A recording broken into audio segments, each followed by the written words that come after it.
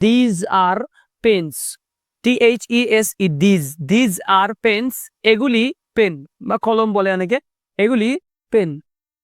These are pen.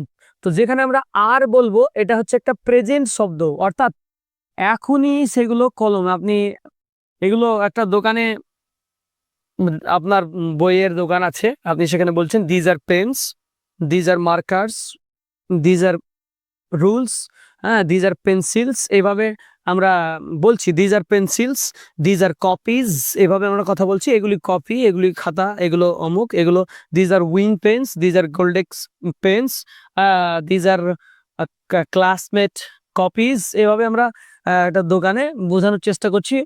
তো these are এই মুহূর্তে যেহেতু আপনার দোকানে সেগুলো প্রেজেন্ট রয়েছে। দিজ আর ডলস, এগুলো পুতুল। দিজ আর চাইল্ড শার্টস বা চিলড্রেন শার্টস। দিজ আর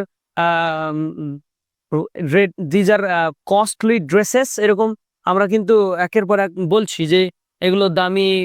তো এই দিজ আর পেন্স যে শব্দটা আমরা দেখতে পাচ্ছি, এটা একটা বাক্যের জন্যই ক্ষমতাশীল, একটা বাক্যের জন্যই গ্রহণযোগ্য। বাকি হাজারো বাক্য তৈরি করার জন্য, for making thousands and thousand sentences, just you have to change here and, আপনাকে এই দুটো জায়গা রাখতে হবে। এটা হচ্ছে আমাদের বাক্যের ভার্ব, এই জায়গাটা আমাকে রাখতে হবে, দিজ আর।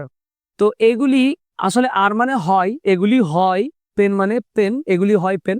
হয় বলার প্রয়োজন আমাদের নয়, এই হয় বলার কোনো রকম প্রয়োজন আমরা বোধ করছি না। তো দিজ আর পেন্স, এগুলি কলম।